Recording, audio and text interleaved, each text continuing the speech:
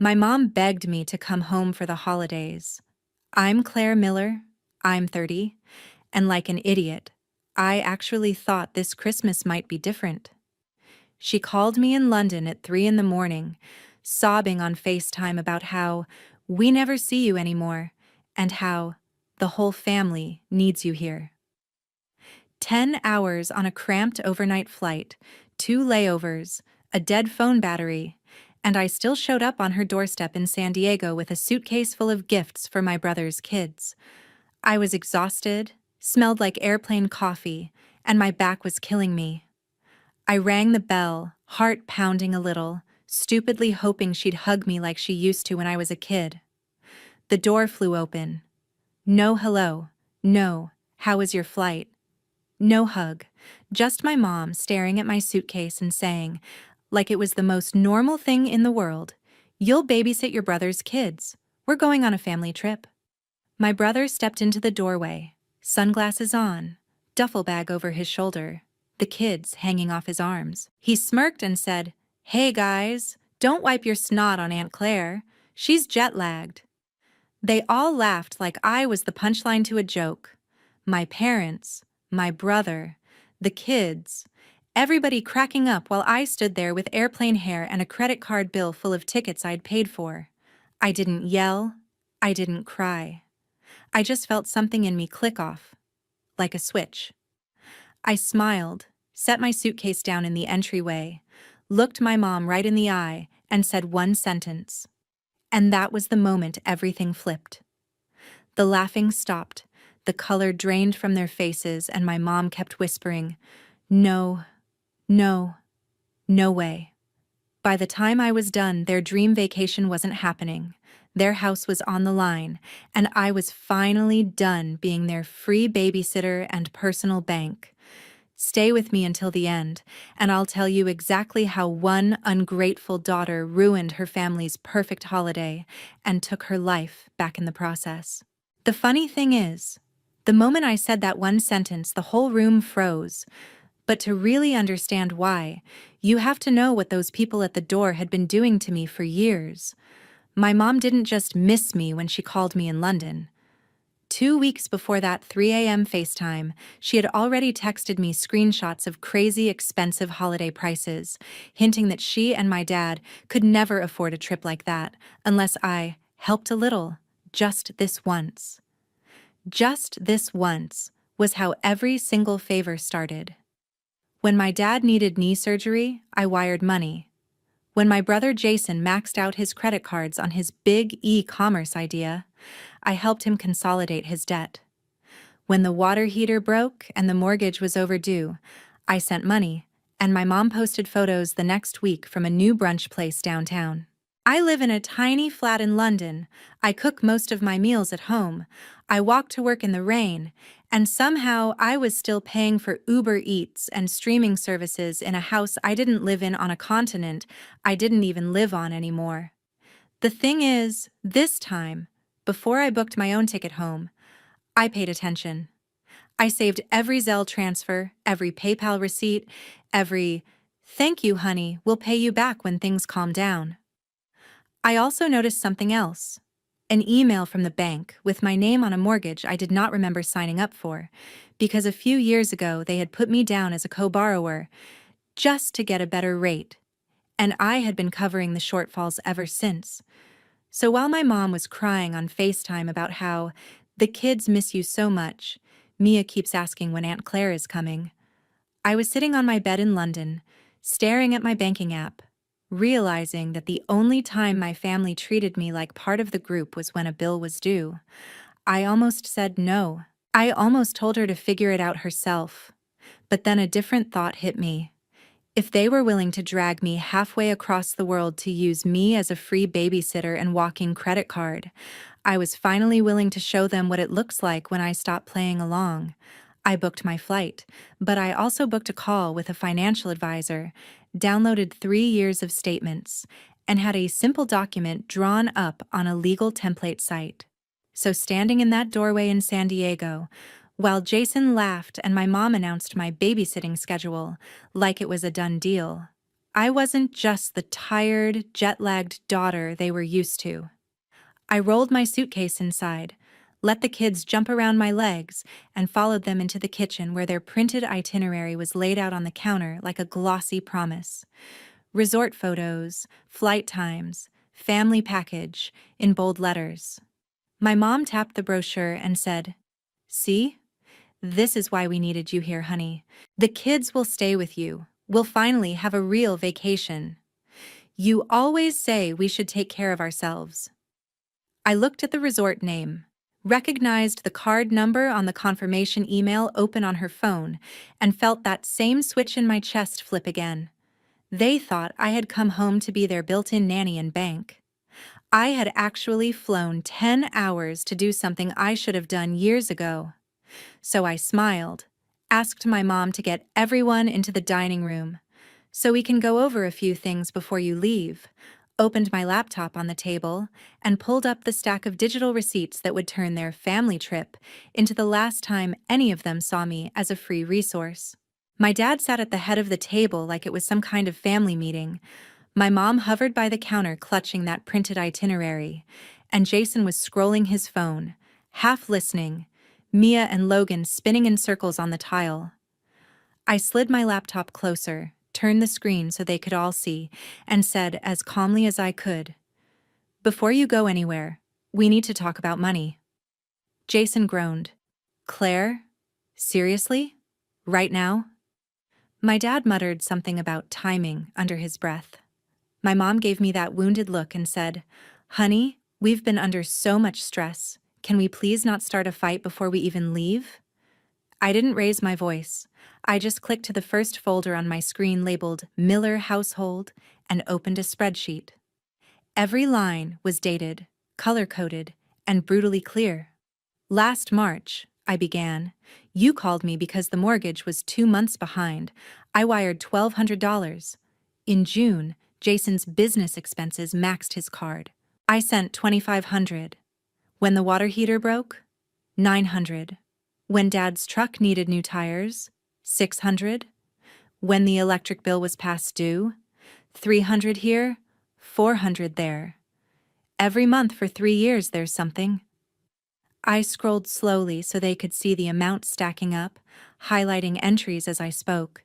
This is not counting the Disney Plus, Hulu, Netflix, Spotify Family Plan, your Walmart Plus, the cell phone plan, the random emergency Venmo requests that somehow always line up with Black Friday or Labor Day sales. Jason straightened in his chair, color draining from his face as he recognized his own "I swear I'll pay you back next month" memos in the notes column. My mom's hand flew to her mouth when she saw her text screenshotted next to deposits for gas money to visit Grandma, followed by photos of her at a new nail salon.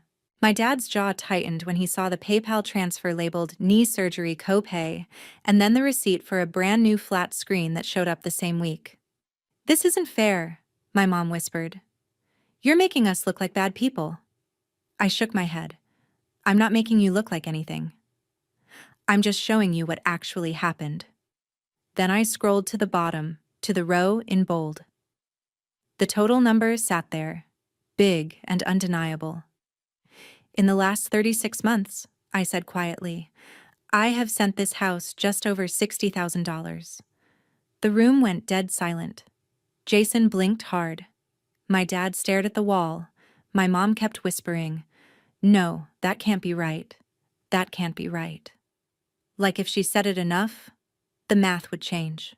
I reached into my bag and pulled out a thin stack of printed pages, slid them onto the table next to the itinerary for their dream resort. "This," I said, "is a simple agreement. It's not a lawsuit. It's not me taking you to court. It's just a record that all of you acknowledge you owe me this money and will start paying it back. Even if it's slowly. $50 a month? 100. Whatever." I had it drafted using a legal template. My advisor looked it over. "All it says is that this," I tapped the 60,000 on the screen, "was not a gift." My dad finally snapped out of his shock. "We are family," he barked. "You don't put family in debt like that." "What? Are you going to sue your own parents?" I met his eyes. Family doesn't hide a mortgage in their daughter's name and call her when the payment's late. Family doesn't spend her money on vacations and brunch, and then tell everyone she abandoned them. My mom flinched like I'd slapped her. Jason grabbed the pages, skimmed the first paragraph, and his voice cracked. This is insane. I can't pay this back. None of us can. I leaned back in my chair. I know. And I'm not expecting you to. Not all at once. But I am done living in a world where you pretend you're victims and I'm some selfish career girl overseas. If you ever tell a neighbor or a cousin or Facebook that I left you with nothing, I will show them these numbers. I will show them every transfer, every bill I covered, every time you chose Starbucks over the electricity bill because you knew I'd bail you out. My mom shook her head over and over, whispering, No, no, no way. You wouldn't do that, Claire. You wouldn't humiliate your own family. I shrugged. I'm not planning to, as long as you stop lying. Then I clicked to another tab, the one with their resort reservation confirmation. The familiar logo filled the screen, along with their names, dates, and a little note at the bottom with the last 4 digits of the card on file. My card. And about that family trip you're so excited about, I added, my voice still calm. You might want to sit down for this part. My dad frowned. What are you talking about? I pointed to the status line under the reservation number. Cancelled. 3 days ago, I called the resort and the airline, I said.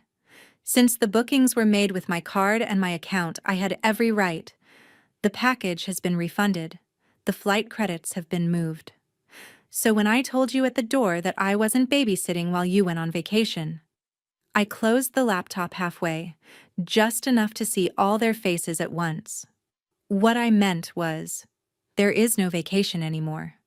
Not without me. Not without my money. Not ever again on my dime. My dad lurched up from his chair when he saw the word canceled, like he could intimidate the screen into changing. You had no right, he snapped. Those are our tickets. I didn't even flinch. They were bought with my card, from my account, with my money, I said. The right was all mine.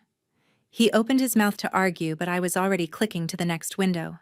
And that brings me to the house we're sitting in right now. On the screen was an email from the bank with both our names on it. Gary Miller and Claire Miller, co-borrowers. My dad stared at it, his face draining of color. My mom whispered, Claire, please, not this. We told you it was just paperwork. I swallowed the familiar ache in my throat. You told me it was a formality, I said.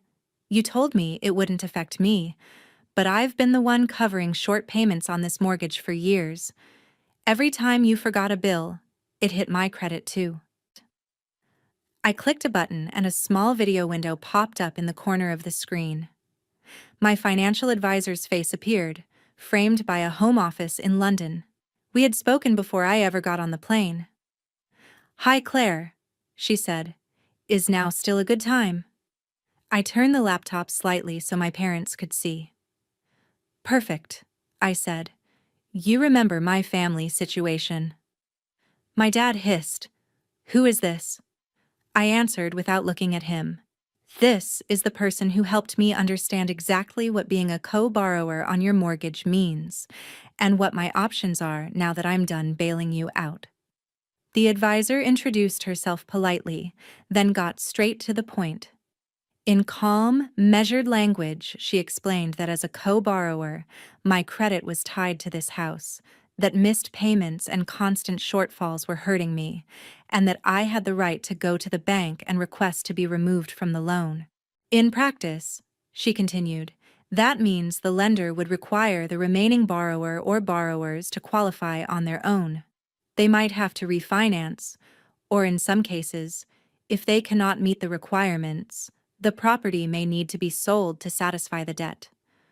My mom shook her head. You can't do that, she said, her voice trembling. We can't afford to move. We can't afford a higher payment. The advisor's voice stayed gentle. That is between you and the lender, ma'am. What I can say is Claire is not obligated to keep her name on a loan that she is not truly benefiting from, especially when she is the one making up the difference. I thanked her and ended the call, my heart pounding so hard I could feel it in my teeth. The room felt smaller, like the walls were inching inward. My dad rounded on me. "You're going to make your own parents homeless over some numbers on a screen?" I looked him straight in the eye. "No, I am going to stop letting you gamble with my future while you act like I owe you my entire life.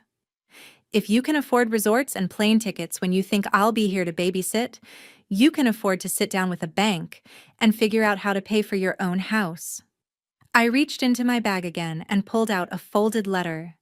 "This is my formal notice that I'll be stopping all automatic payments related to this property," I said. "The bank will contact you directly from now on.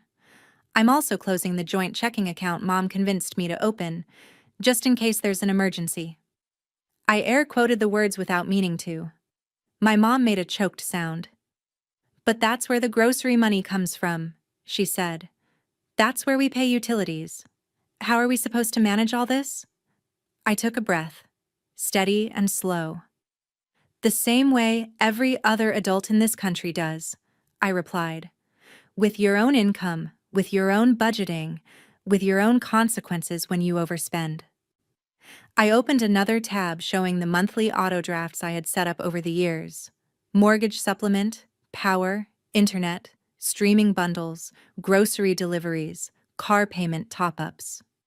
All of them had my name next to the word payer. "As of today," I said, my cursor hovering over the cancel button for each one, "these stop. You will get your own bills, in your own names.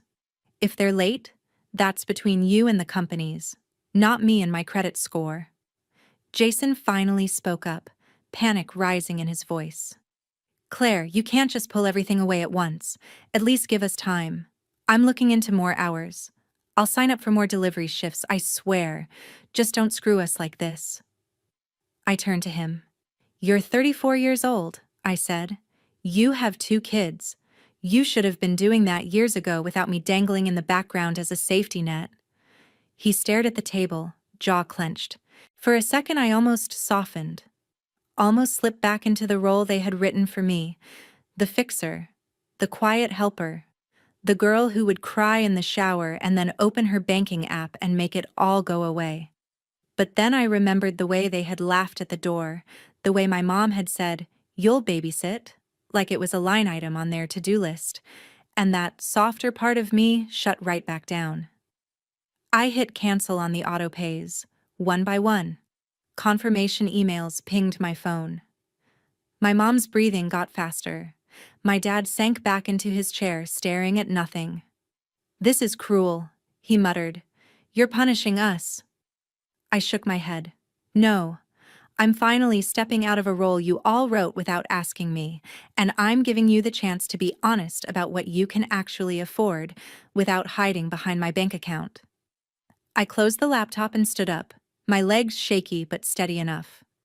"After this," I said, "if you decide to tell anyone that I abandoned you, just remember I have every receipt, every bill, every transfer. I'm done being the villain in the story you tell other people to make yourselves feel better." I picked up my suitcase and added quietly, "You wanted a real vacation. Maybe this is it. A vacation from pretending I'm your built-in solution to every bad decision. Let's see how you handle life without that." My dad finally snapped when he saw me rolling my suitcase toward the hallway. He jumped up so fast his chair scraped the tile. "If you're walking out after this little show, don't bother coming back," he barked. "You're not welcome in this house if you're going to hold money over our heads." My mom reached for my arm. "Gary, stop. She just needs to calm down. We can talk about this," she said, but she didn't actually move to stand between us. Jason stared at the floor, silent. I paused in the doorway, hand on the handle, every muscle in my body shaking. A part of me wanted to drop everything, apologize, say I'd figure something out like I always did. Instead, I straightened up and said, "You're the one who decided my value here was measured in what I pay for. If I'm not welcome without my credit card, then I was never really welcome at all." My dad jabbed a finger toward the door. "Get out," he said, "and don't come crying to us when London chews you up and spits you out." I almost laughed at that. London wasn't the city that had been eating me alive. This kitchen was. I stepped outside, the California sun hitting my face, and pulled the door shut behind me. No one followed. No one called my name. The only sound was Mia and Logan arguing about a cartoon from the living room, blissfully unaware that their vacation had just evaporated. I ordered an Uber and dragged my suitcase to the curb, feeling more homeless than I actually was. The driver loaded my bag into the trunk and asked, "Where to?" I took a breath and gave him the address I had never given my parents. A high-rise in downtown San Diego, 15 minutes from their quiet little street, but a completely different world. 6 months before, after one too many midnight money transfers and guilt trips, I had used my savings and my steady UX salary to put a down payment on a tiny one-bedroom condo. I told my family I was just thinking about coming back to the States someday, but I had already signed the papers. The plan was to move in slowly, quietly, once I figured out how to disentangle myself from their finances without blowing everything up. Tonight proved there was no gentle way to do it. When the Uber pulled up in front of the glass building, it felt surreal. I swiped my key fob, wheeled my suitcase through the lobby I'd only seen twice, and rode the elevator up to the 8th floor. The condo smelled like fresh paint and new carpet, not like anyone's cooking or stress or desperation. Just empty. Mine. I dropped my suitcase in the middle of the living room and stood by the window, looking out over the city lights. For the first time in years, my phone wasn't buzzing with, "Can you send something until Friday?" Or, "The card got declined, can you fix it?" I opened my banking app and went through the last few things I still paid for that weren't in my name. The family Disney Plus? Canceled. The Hulu bundle? Canceled. The Spotify family account? The shared cloud storage? The random Apple charges for games the kids downloaded? Canceled, canceled, canceled. Each confirmation email felt like cutting a string that had been wrapped around my ribs for a decade. I brewed myself a cup of cheap grocery store coffee in my brand new, barely stocked kitchen and sat cross-legged on the floor because I didn't even have a couch yet. In the quiet, without my mom's constant sighing or my dad's TV blaring, the doubts rushed in. What if I'd gone too far? What if they really couldn't keep the lights on without me?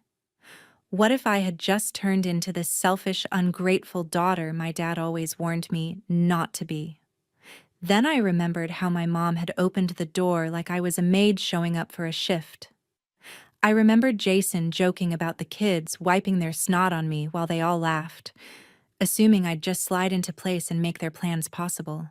And underneath the fear and the guilt, something else settled in my chest for the first time in years, a thin, quiet layer of peace. They were going to feel the impact of my absence, no doubt. The bills would come, the late fees would stack, and the life they'd built on top of my invisible paycheck would start to wobble.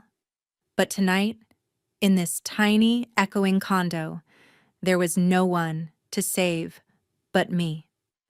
I took a sip of coffee, opened my laptop again, and watched as the new emails started to roll in from the bank, the utility companies, the streaming services, all of them confirming what I already knew.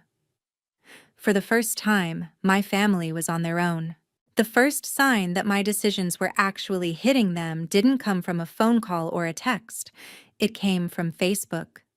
About a week after I moved into the condo, my friend Emma sent me a screenshot with a simple message. Have you seen this?" It was my dad's profile, his name right there above a long, dramatic status about how some kids forget who raised them the second they get a fancy job overseas, and how he and my mom were left with nothing right before Christmas. He never used my name, but he did not have to. Our daughter flew in from London and decided money was more important than blood. He had written, "Pray for us." Underneath were comments from people who had known me since I was in braces. "So sorry, Gary, that is awful. Kids these days do not understand family. You gave her everything and this is how she repays you?" One woman added, "If she will not help, maybe set up a GoFundMe, we will share it." My stomach twisted like I had swallowed ice. He was doing exactly what I had warned him not to do, turning himself into the helpless victim and me into the cold-hearted villain, rewriting the entire story for an audience that had no idea how many times I had paid their bills in silence. For a minute, I paced my tiny living room, phone in my hand, fingers hovering over the call button. I almost drove back to that house, almost begged him to take it down, almost offered to reinstate one of the payments just to make the humiliation stop. The old version of me, the one trained to fix everything, was clawing at the inside of my chest. Then I pictured the spreadsheet on my laptop. I pictured the email tying my name to their mortgage, the stacks of transfers, the way my mom had looked past my face and straight at my suitcase when she opened the door, like I was a delivery driver dropping off a package. That image snapped me back. Instead of calling my dad, I opened my email and pulled up the thread with my financial advisor. I told her about the post, about how my family had been using my money for years while claiming they were barely getting by, and I asked one simple question. Was there anything else I needed to do to protect myself now that I had cut them off? She responded with a calm, detailed reply about documenting everything, saving copies of every transfer and bill, and making sure the bank and any relevant agencies had the full picture of who had actually been paying what. She mentioned that in situations like mine, where one person is unofficially propping up a household that is also receiving certain benefits or claiming hardship, it can be appropriate to ask for things to be reviewed, just to make sure everything is above board. I did not need a step-by-step manual. I just needed to know I was not crazy for thinking something was off. Over the next few weeks, while my dad kept posting vague complaints about ungrateful kids and this generation, envelopes started showing up at the house on their quiet cul-de-sac. I did not see them myself, but my mom's frantic texts told me enough. "Did you talk to the bank?" She wrote one morning. "We got a letter about reassessing the loan. They want updated information." Another day, early on a Monday, came a barrage of messages. "There is something from the IRS. I am freaking out. I thought you said everything was fine. Why are they asking questions?" I had never said everything was fine. I had said I was done smoothing things over in the dark. The bank wanted updated documents for the mortgage. The utility companies wanted full payment instead of the partial ones I had been slipping in at the last second, like some invisible janitor cleaning up a mess no one else acknowledged. The comfortable fog they had been living in was thinning, and there was nothing left to hide behind except the reality of what they could actually afford. Jason finally texted asking to meet at a coffee shop near my building. When he walked in, he looked smaller without the sarcasm to puff him up. Dark circles under his eyes, stubble he had clearly not had time to shave, a delivery bag slung over his shoulder. He dropped into the chair across from me and got straight to it. "Dad needs to shut up online," he said, rubbing his face. "Those posts are making everything worse. He is embarrassing himself, and Mom, and honestly me too. And I know you are mad, but some of this, the letters, the calls, you did something, right?" I took a slow sip of coffee, letting him sit in the discomfort for a second before I answered. "What I did was stop pretending we were all being honest," I said. "I talked to professionals. I made sure my name would not go down with a ship I was not steering. If that means some systems are finally noticing where the money has actually been coming from, that is not my fault." He stared at the table, then admitted he had signed up for more shifts, sold some of his old tech gear, moved his kids into a smaller room so he could take on a roommate and cut rent. "It sucks," he said, voice low, "but for the first time I am actually seeing what stuff costs. Like, really seeing it. Groceries, gas, daycare. I did not get it before. I just knew if it got bad enough, someone would text you." Meanwhile, my mom was selling designer bags and home decor she had bragged about on social media, listing them on Marketplace with captions like "barely used," when I knew exactly how often she had carried them to brunch. The new television my dad bought after his surgery, the one he justified as recovery entertainment, disappeared from the living room in my cousin's holiday photos, replaced by an old boxy set from the garage. Their truck was finally repossessed one gray morning after too many missed payments, the kind of scene they used to cluck their tongues at when it happened at a neighbor's house. Now it was their driveway, their sidewalk, their embarrassment as the tow truck hauled away a symbol of a lifestyle they could no longer fake. Through all of it, my dad kept my number unblocked, but he never once called to apologize or tell the truth.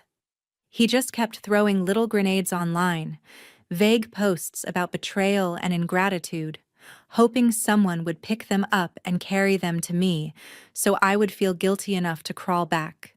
He told anyone who would listen that his daughter had abandoned him for money and status, conveniently leaving out that most of the money had been flowing in the opposite direction for years. I did not respond publicly, did not jump into the comments to defend myself, did not write my own dramatic post with screenshots attached, even though the petty part of me desperately wanted to. I did not have to. I had my receipts. I had my advisor. I had my own credit finally starting to disentangle from theirs. And more importantly, I had distance. Every time I saw someone share his story about the cold daughter in London, or heard through the grapevine that he was holding court at the bar about what a disappointment I was, all I could think was that if they knew the real math, if they saw even one page of that spreadsheet, they would not be asking why I walked away. They would be asking how I managed to stay as long as I did. By the time Christmas rolled around again, the Miller house had turned into a different universe, and so had mine. I found out the pieces in strange little ways. A tagged photo of my mom at a discount store instead of her usual boutique. A grainy picture of Jason's kids in a small apartment instead of my parents' backyard. Comments from mutual friends asking if everything was okay. I didn't reach out. I focused on my job in San Diego, on building my portfolio, on decorating my condo one paycheck at a time. I bought a secondhand couch, a fake tree for the corner, and strung up cheap fairy lights that made the place look warmer than it had any right to feel.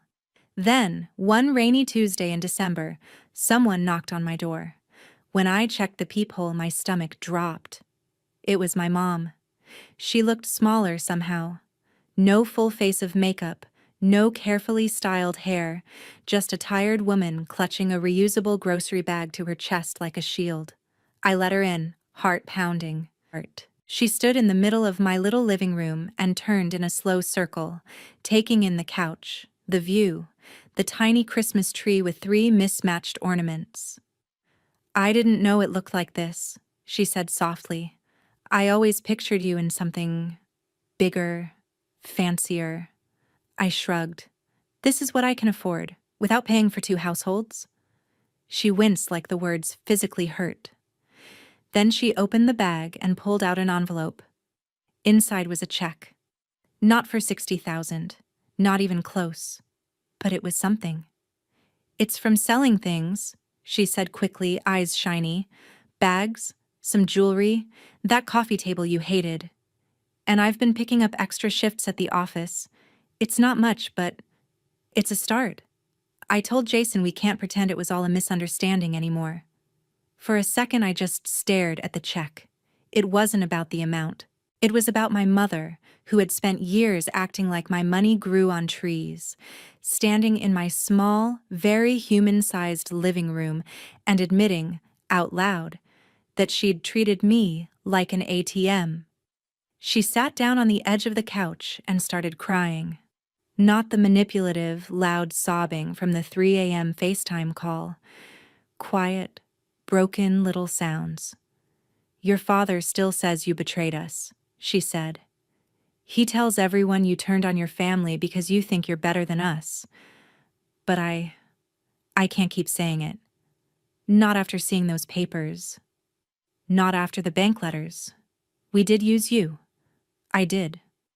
I sat next to her, leaving space between us. "I'm not asking you to hate him," I said. "I'm asking you to stop letting him rewrite what happened just so he doesn't have to feel guilty." She nodded, wiping her face. "Jason's working," she added. "Like, really working. Driving late nights, doing warehouse shifts. He moved into a smaller place. The kids share a room now, but at least it's a place he pays for himself. He wanted me to tell you thank you for the spreadsheet." I actually laughed at that, a short, surprised sound. "I didn't make that for him," I said. "I made it for me." She looked at me carefully. "Do you think someday we could have a Christmas where you come over and it's just dinner? No money talk, no hidden bills. Just us?" My throat tightened. "Maybe," I said, "but that only happens if everyone in that house understands I am not their safety net anymore. If I come, it's because I want to, not because there's a payment due." She nodded again, stood up, and hugged me, a real hug this time, the kind I'd been chasing for years. When she left, I slipped the check into a drawer. I didn't cash it right away. I just needed to know that, for once, the flow of money was pointed in the other direction. As for my dad, the last thing I saw from him was another vague post about family turning their backs. I muted him, then finally blocked his profile and his number. It felt less like slamming a door and more like closing a wound that refused to heal. That Christmas Eve, I sat alone on my couch, tree lights blinking, a cheap mug of hot chocolate in my hands, and for the first time in my life, I didn't feel obligated to be anywhere else. No flights, no babysitting schedule, no emergency transfers. Just quiet. Just mine. Here's what I learned. Family doesn't stop being family just because you say no. The people who truly love you will eventually adjust to your boundaries. The ones who were only there for what you could provide will call you selfish the moment you stop bleeding for them. It hurts. It's lonely. But sometimes distance is the only way to stop drowning in someone else's bad decisions. So let me ask you this. If the people draining your bank account and your sanity share your last name, would you keep paying the price just to be called loyal? Or would you walk away like I did and finally give yourself permission to be your own family first?